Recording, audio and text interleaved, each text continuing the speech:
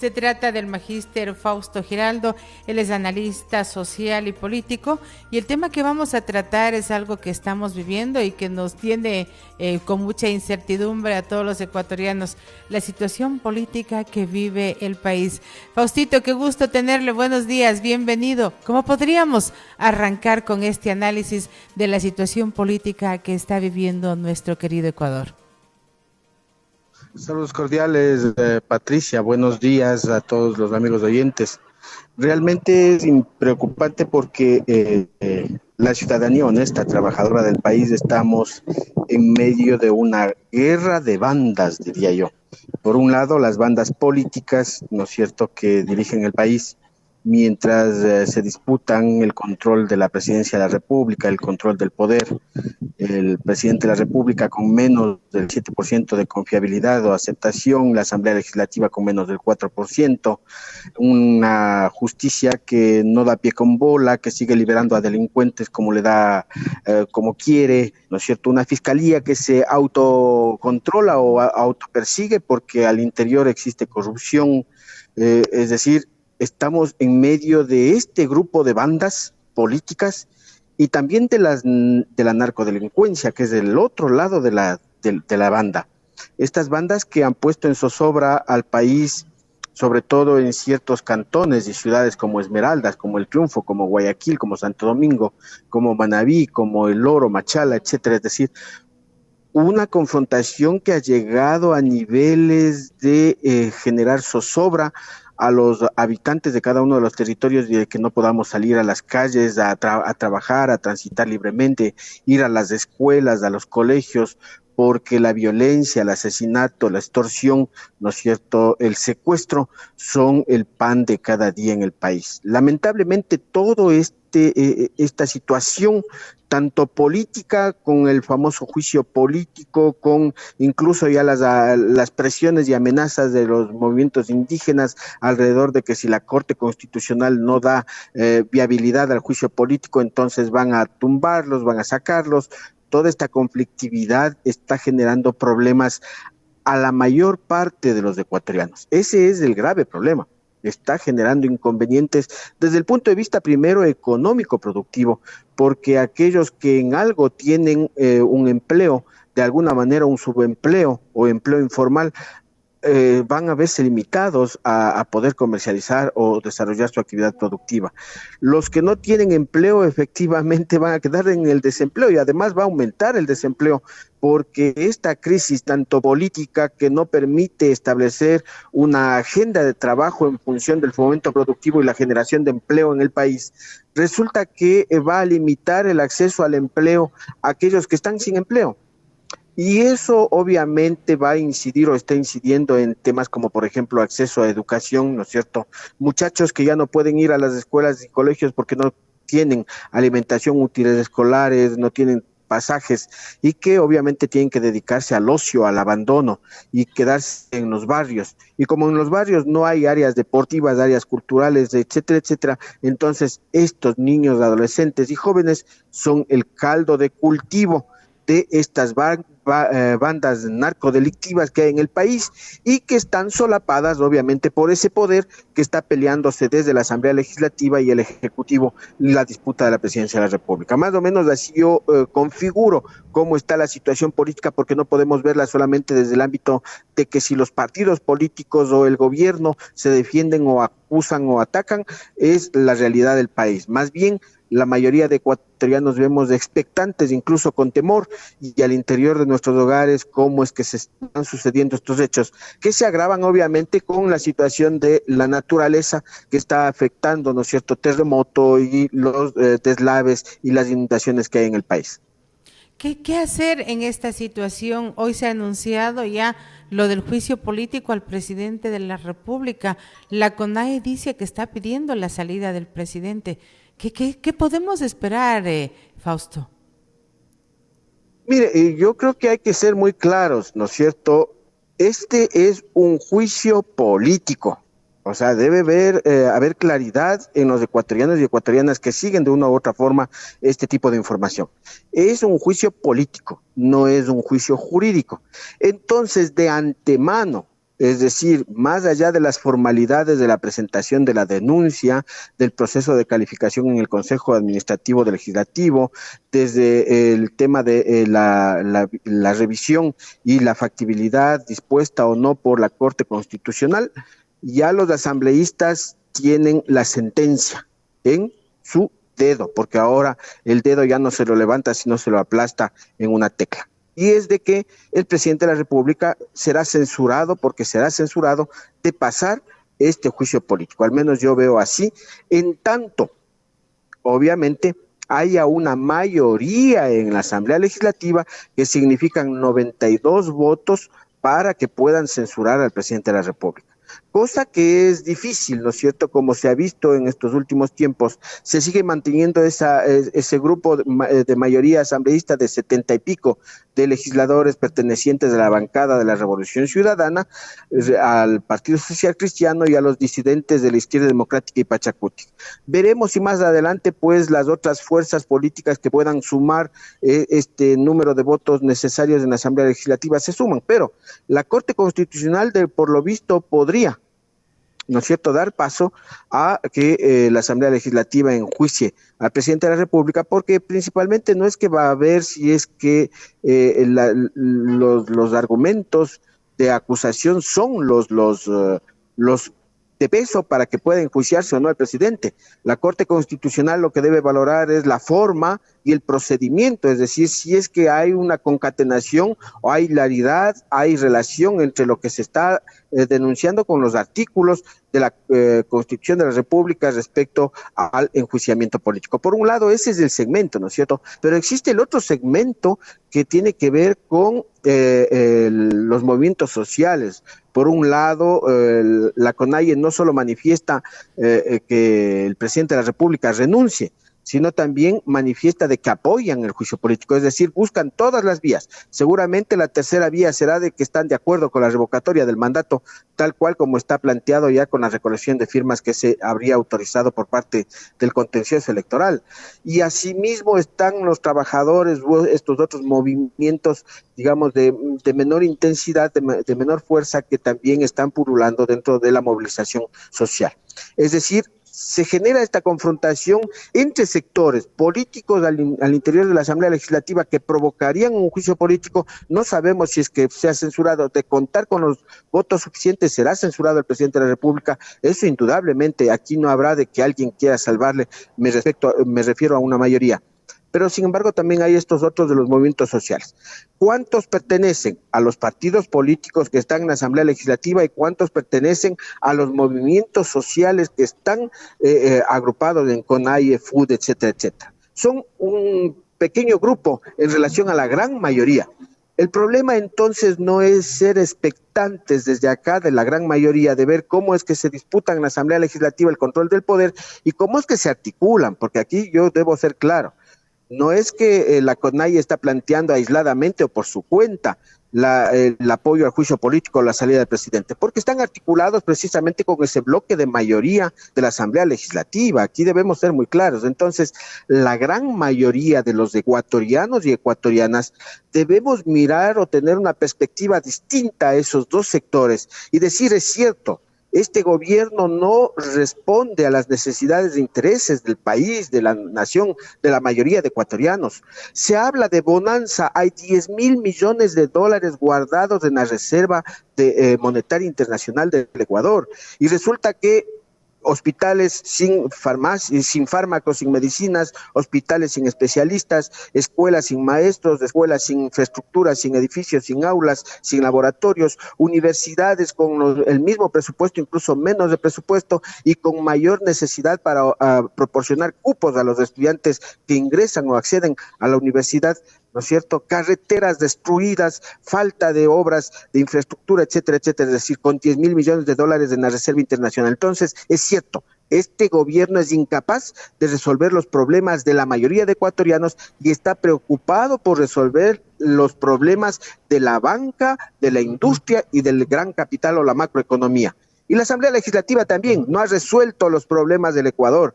Fíjese usted cómo es que la violencia ataca a los hogares de los ecuatorianos independientemente de que sea una confrontación entre las bandas narcodelictivas, están afectando a gente buena que está en el medio, en esas ciudades como El Triunfo, como Esmeraldas, como Guayaquil, como Santo Domingo, como Machala, como le he señalado. Y como Entonces, la la capital de la justicia también le ha República también, faltado. Fausto, recuerde lo que pasó el fin de semana.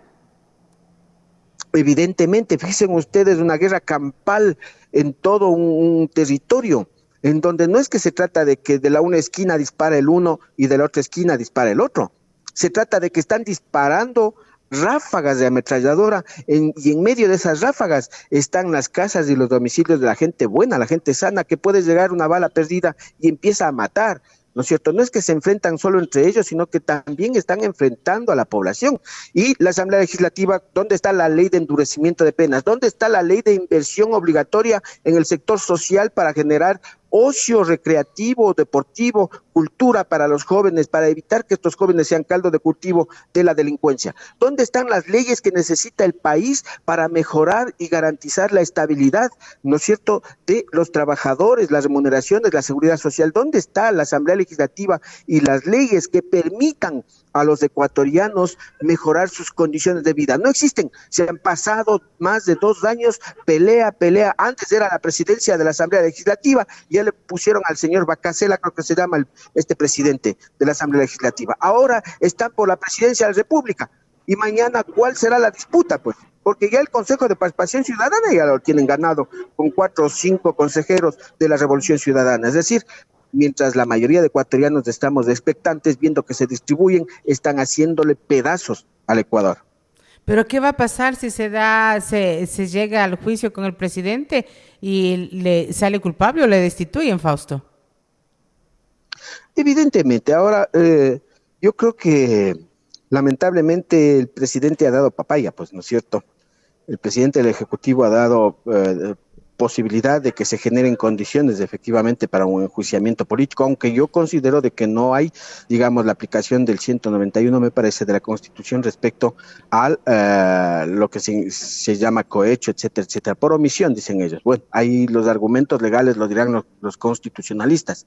Sin embargo, yo creo que, por ejemplo, el hecho de que existan niveles altos de corrupción, no solo en la empresa pública, en las empresas públicas, sino en algunos ministerios. Recordemos que se denunció en un ministerio de Agricultura cómo es que se vendían los puestos, en otros cómo es que se hacen las compras fraudulentas de los fármacos y medicinas, en otras cómo es que se reparten los botines, cómo es que se distribuyen, ¿no es cierto?, el tráfico de influencias respecto a la distribución de puestos, direcciones, etcétera, etcétera. Es decir, el gobierno ha dado, digamos, espacio y posibilidad para que eso suceda. Ha dado posibilidad para que justamente con su incapacidad de enfrentar la narcodelincuencia en el país y a evidenciarse de que hay presencia, ¿no es cierto?, de estas mafias internacionales en el país, da posibilidades para que haya ese tipo de argumentos. Yo creo que es importante establecer aquí una necesidad, Patricia y ciudadanos, la necesidad de que los ecuatorianos empecemos a reflexionar y empecemos quizá a mirar a la universidad. Yo creo que, y confío mucho en la Universidad Ecuatoriana como una alternativa cierta y válida para solucionar, presentar una agenda alternativa respecto a perspectivas de desarrollo y transformación del Ecuador. Porque si nosotros vamos a esperar, ¿no es cierto? Y como veo más o menos que es la intención o la idea en este país, ¿no es cierto?, de que los ecuatorianos miremos o fijemos en un partido político o en una organización o en una persona la solución a los problemas, no. La mayoría de ecuatorianos debemos empezar a pensar en que la universidad, la Academia Ecuatoriana puede hacer un liderazgo de articulación para levantar una agenda propositiva para transformar este país y que de ahí surjan referentes de gobernabilidad y gobernanza para que ojalá podamos mejorar, porque no digo que se pueda transformar radicalmente la situación que estamos viviendo. ¿Qué va a pasar en la provincia de Imbabura luego de que ya se dio el proceso electoral? Usted hacía un análisis en cuanto a cómo se encuentra Imbabura en este momento, pasando de lo general a lo particular, y acá en la provincia de Imbabura, en otrora una provincia llena de paz, de tranquilidad, pero ahora vemos que existen cadáveres que todavía no han sido identificados, vemos que hay asaltos en ciudades como Otavalo, vemos que están ya circulando la parte de la vacuna, hay delincuencia en varios sectores, vías destruidas. ¿Qué nos espera a los imbabureños? Mire, yo creo que las autoridades, el prefecto electo, alcaldes y alcaldesas electos, yo creo que deben ponerse la mano en la cabeza antes que en el corazón, porque no es una cuestión de corazón, es una cuestión de decisión política, de reflexión, de sensatez, ¿no es cierto?, en el marco de entender que la provincia de Imbabura requiere ponerse atención de manera articulada y coordinada, de que no se puede trabajar como las actuales administraciones en las que como ganaron de diferentes partidos las alcaldías, pues se dispersaron en relación a proponer un proyecto de desarrollo. Yo creo que en Imbabura no se trata de hacer lo que el alcalde quiere, no se trata de hacer lo que el prefecto quiere, se trata de hacer lo que la ciudadanía necesita. Y para ello yo sí creo que hay que proponer a estas autoridades que por lo menos hasta fines de este año puedan organizar asambleas, reuniones participativas para que la ciudadanía proponga cuáles son sus necesidades y en función de sus necesidades establecer cuáles son las prioridades de territorio tanto parroquial como cantonal como provincial. Entendidas estas prioridades desde el punto de vista de obra básica, fundamental, pero también de necesidades como la generación de empleo y la atención a temas de cultura y deporte y recreación, ¿no es cierto? Entonces, si es que existiese ese interés provincial, se entendería entonces que todas las autoridades, cuando ya se resuelva ese tema de prioridades, los recursos económicos se irían invirtiendo en función de esas prioridades, no en función de quedar bien o quedar mal o trabajar por la reelección, ¿no es cierto?, durante estos 4 años para que luego el pueblo imbabureño vuelva a reelegirles. Usted ha dicho, las comunidades indígenas han evidenciado un tema de inseguridad y están aplicando la justicia indígena.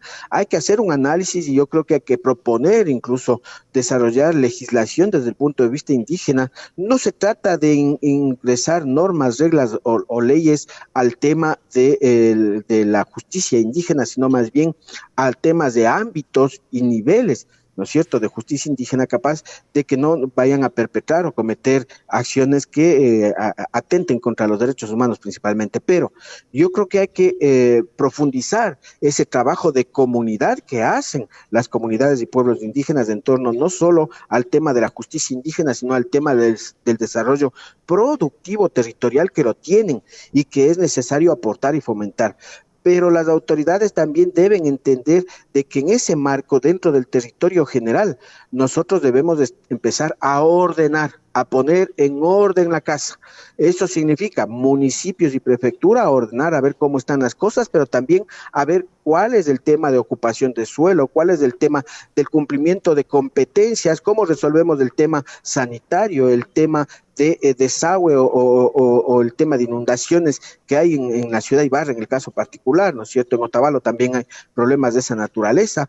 ¿Cómo es que hay que ponerse de acuerdo en este territorio? Yo aspiro y espero, porque de los asambleístas de Imbabura yo no espero nada, pero aspiro y espero de que las autoridades, prefectos y alcaldes y gobiernos parroquiales se pongan de acuerdo para generar una agenda única, ¿no es cierto?, de prioridades de desarrollo del territorio provincial. Eso ayudaría mucho a mitigar, porque lo otro está articulado a lo que deje o haga o deje de hacer el presidente de la República, ¿no es cierto? Temas de seguridad es una articulación con el propio Ministerio de Policía, pero también con el de Inclusión Económica y el tema del Ministerio de la Producción y el Trabajo. A eso iba, Fausto, cuando vemos que se anunció hace más de una semana el cambio de gobernador, pero oficialmente no ha sido presentado a las autoridades ni a los medios de comunicación. Este cambio, esta inestabilidad también hace que existan muchos problemas dentro de la provincia. Desde luego que sí, pues, ¿no es cierto? Nosotros lamentablemente estamos en una provincia que al parecer ni entre ellos se quieren, ¿no es cierto? O ni entre ellos se creen. Fíjense ustedes, ya estamos por el cuarto o el quinto gobernador. Y entonces resulta que lamentablemente yo hacía una distribución matemática y decía cada gobernador estaría casi como 7 meses y algo en funciones. y es gravísimo porque no permite desarrollar una agenda, sobre todo en el cumplimiento de políticas públicas, ¿no es cierto? Y de seguimiento, porque a la final el gobernador lo que hace es representar al Ejecutivo y hacer un seguimiento al cumplimiento de las políticas públicas desde cada una de las dependencias del gobierno central. Y entonces yo veo de que lamentablemente ahí no existe una atención prioritaria a entender. Quizá también debamos valorar, ¿no es cierto?, si es que la salida de los gobernadores obedece a cambios bajo criterio político de conveniencia, de reparto del poder, con la presencia o la presión de asambleístas, de grupos de poder, de partidos políticos, del reacomodo que se hace cada vez que le da la gana en el Ministerio de Gobierno, etcétera, etcétera, o resulta que se produce en función de las incapacidades que tienen estas autoridades, porque a veces, incluso con el recambio político, cuando se demuestra en una persona capacidad para cumplir funciones, resulta que se la mantiene, pero en esta ocasión veo de que no es así. Nosotros auguramos, esperamos de que Michel Saúd, que ahora está como gobernador, pueda quedarse, ¿no es cierto?, más allá de que tenga afinidad con unos o desafinidad con otros, pueda quedarse y concluir el periodo, porque eso le va a dar continuidad y estabilidad a la política pública en la provincia de Imbabura desde las instituciones del Estado. Caso contrario, vamos a tener después de 7 meses otro gobernador y todo lo que se ha generado anteriormente, es decir, las relaciones sobre todo de participación o las denuncias o las exigencias ciudadanas van a quedar en la carpeta del archivo y resulta que vendrán con otras prioridades las nuevas autoridades. Aspiremos a de que Imbabura ya deje de ser, digamos, el cajón de archivo de gobernadores y sea ojalá más bien el escritorio en donde se sienten a discutir y a establecer cómo hay que ejecutar las políticas públicas desde el Estado ecuatoriano. Eso no hace más que demostrar la crisis y que estamos viviendo a nivel nacional. Definitivamente abona, ¿no es cierto? Y no es solamente aquí, porque nosotros hemos observado en el contexto nacional cómo es que se han ido cambiando gobernadores en diferentes partes. Recientemente escuchamos el cambio del gobernador, me parece que fue en Santa Elena, por después la del feriado de carnaval. O el tema del feriado de carnaval. Estábamos escuchando, creo que en Loja también ya se estaba cambiando, es decir, hay una inestabilidad y eso es complejo, es complicado, porque no le ayuda también al gobierno a tener pues las redes de relación en cada uno de los territorios, porque el gobierno con un ministro desde arriba no va a poder atender los requerimientos y exigencias de la población o de las instituciones del Estado, y necesita un gobernador que sea el intermediario en esa negociación que pueda existir. Esperemos que las cosas se manejen de mejor manera acá y que, como usted bien lo dice y lo señala, la inestabilidad no haga presa de la provincia de Imbabura y se comience a generar trabajo en beneficio de todos los imbabureños. Muchísimas gracias, Fausto, por ese tiempo. ¿Qué decirles con todo lo que estamos viviendo, con esta inestabilidad política, con los problemas de los embates de la naturaleza y también por las cosas que suceden que son, diríamos, que nos llaman muchísimo la atención, esta parte mismo de los temblores, destrucciones y cosas por el estilo? Por ahí se ha dicho que se le felicitaba en algún momento al presidente porque pese a su salud ha sido una de las personas que ha estado recorriendo los sitios que ha habido más problemas en nuestro país. Mire, yo creo que hay que expresar más bien, más allá de lo que el presidente haga o deje de hacer, porque lamentablemente no veo que vaya a tener la decisión política, ya lo ha demostrado, ¿no es cierto? Más allá de que convoque a encuentros, a reuniones, a actitudes de unidad, dice él. Pero yo creo que es más la reflexión ciudadana, porque los ciudadanos de una u otra forma mostramos apatía frente a los acontecimientos que se dan en el país. Está en disputa el futuro de los ecuatorianos, está en disputa el empleo, está en disputa la seguridad, la vida, la propiedad de los ecuatorianos.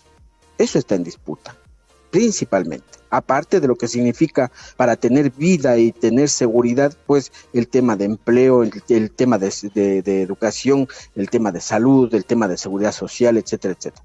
Pero lo importante es de que nosotros empecemos a reflexionar y a decir desde nuestra familia, desde nuestros hogares, desde nuestros barrios, comunidades, desde abajo, cómo es que una acción colaborativa, participativa, puede enfrentar estas problemáticas pensando en un tema, Patricia, porque también a veces nos olvidamos. Esto se da porque existe un pensamiento de acumulación.